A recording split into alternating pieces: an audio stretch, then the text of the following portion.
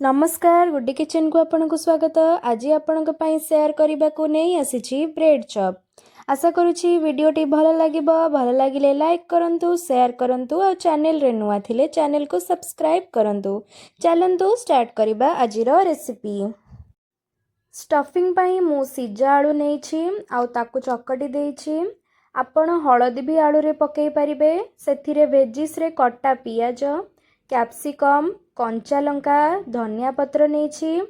मसला रे मु लंका गुंड, चाट मसला, गरम मसला, जीरा मसला सब को मु हाफ टेबल स्पून नेछि। स्वाद अनुसार लूण दे देबे।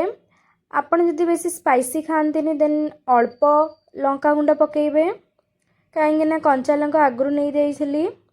आउ सेथिरे मु सब को दे देइछि। आपण चाहिए बीट गाजर भी ग्रेड करके नहीं पारिबे। आमर स्टफिंग टा रेडी हो जाइछि बनिकी। करेई रे मु तेल गरम हबा को छाड़ी देइछि।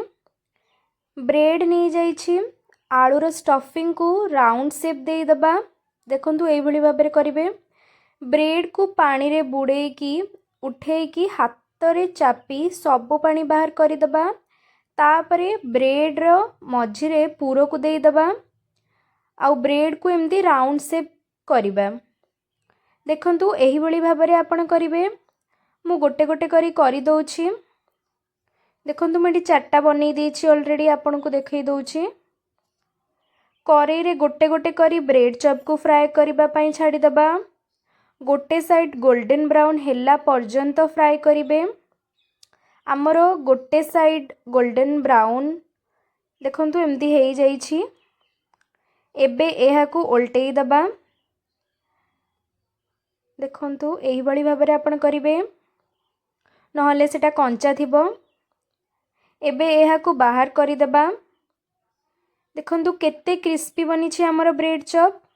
हमर स्वादिष्ट ब्रेड चॉप बनी कि रेडी हो जाइछि। तो आपण देखि पारुथिबे केते स्वादिष्ट बनी छी। आउ आपन को केमिति लागिला कमेंट रे निश्चय कहिबे। आशा करूछि वीडियोटी आपन को बहुत भल लागिथिबो। भल लागिले लाइक कमेंट शेयर करबा जमा भी भूलिबेनी। एही रेसिपी रे जदि आपन को किछि भी डाउट अछि ताले आपन मते कमेंट रे कहि परिबे।